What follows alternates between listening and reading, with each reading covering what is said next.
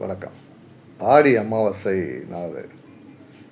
பொதுவாக மாதம் மாதம் அமாவாசை வரும். மொத்தம் 12 மாதத்துக்கு 12 அமாவாசைகள் வரும்.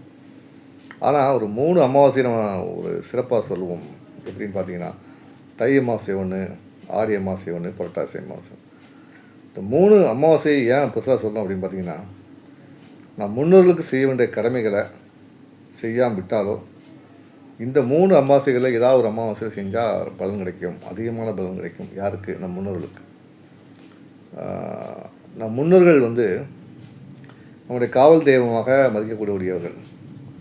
அவர்களுக்கு இந்த நாளில் அதாவது குறிப்பாக இந்த தை அமாவாசை, புரட்டாசி அமாவாசை, ஆடி அமாவாசை. இந்த ஆடி அமாவாசை ரொம்ப பவர்ஃபுல். இந்த நாளில் என்ன வித்தியாசம் அப்படின்னா, பௌர்ணமிக்கும் இந்த அமாவாசைக்கும் என்ன வித்தியாசம் அப்படின்னு பார்த்தீங்கன்னா, பௌர்ணமி நாளில் சித்தர்கள்லாம் இறைவனை வணங்குவாங்க. இந்த அமாவாசை நாளில் பார்த்தீங்கன்னா, இறைவனுக்கு அதாவது சிவபெருமானுக்கு உகந்தமான வாகனம் யாருன்னா பூதகரணங்கள் தான். அந்த பூதகரணங்கள் அந்த ஆத்மாக்கள் தான் சிவபெருமானுக்கு பூஜை செய்யக்கூடிய நாள் தான் இந்த அமாவாசை. சிவன் அவங்களுக்காக ஒன்றி வைக்கப்பட்ட நாள் இது. அவங்களுக்காக நடனம் புரிந்த நாள் இது. ஸோ அந்த நாளில் அவங்க என்ன பண்ணுவாங்கன்னா, மூதையர்கள் அந்த ஆன்மாக்கள்லாம் என்ன பண்ணுவாங்கன்னா, அந்த அமாவாசை நாளில் சிவபெருமானை கிரிவலமாக சுற்றி வணங்குவாங்க. ஸோ இந்த நாளில் கிரிவலம் போகிறவங்களுக்கு என்ன பலன் கிடைக்கும் அப்படின்னா, அவங்க முன்னோர்களுக்கு அந்த பலன் போய் சேரும். நீங்கள் எப்படி பௌர்ணமி கிரிவலத்தில் போய் ஒரு கிடைக்கிற பலன்கள் நமக்கு கிடைக்கிறதோ, அதே மாதிரி அமாவாசை கிரிவலத்துக்கு நீங்கள் போனீங்கன்னா அந்த பலன் யார் கிடைக்குன்னா, உங்களுடைய முன்னோர்கள் கிடைக்கும்.